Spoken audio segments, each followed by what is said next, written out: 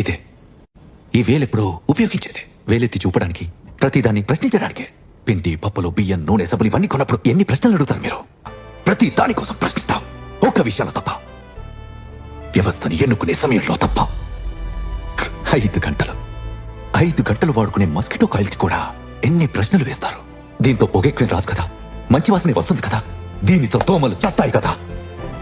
కానీ 5 సంవత్సరాల వరకు మీరు ఎన్నుకున్న వ్యవస్థను మాత్రం ఒక్క ప్రశ్న కూడా అడగరు. ఒక్క ప్రశ్న కూడా అడగరు.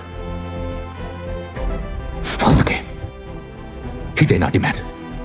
ఈ వేలు, భయం, డబ్బులు, జాతి, మతం ఇవన్నింటినీ చూసి మీరు ఓటు వేయకుండా ఎవరు మిమ్మల్ని ఓటు అడుగుతున్నారో ఖచ్చితంగా ప్రశ్నించండి. అడగండి, వచ్చే 5 సంవత్సరాల్లో నాకేం చేస్తారని, నా పిల్లల చదువు కోసం ఏం చేస్తారని, నాకు ఉద్యోగం ఇవ్వడం కోసం ఏం చేస్తారు, నాకేదైనా జరిగితే మా కుటుంబం కోసం మీరు ఏం చేస్తారు, 5 సంవత్సరాల వరకు నా దేశం ముందుకెళ్ళడానికి ఏం చేస్తారని అడగండి. ఓటు వెయ్యకముందే ఏ వేలునైతే మీరు వాడుతారో అదే వేలుతో ప్రశ్నించండి. ఎవరికి స్వేచ్ఛ దొరుకుతుందో మీకు, మీకు, మీకు, మీ అందరికీ స్వేచ్ఛ పేదరికం నుంచి, స్వేచ్ఛ అన్యాయం నుంచి, స్వేచ్ఛ కరప్షన్ నుంచి. కొంచెం మీ వేలు పైన నమ్మకం ఉంచండి. వేలెత్తి ప్రశ్నించండి. చాలు. జై హింద్.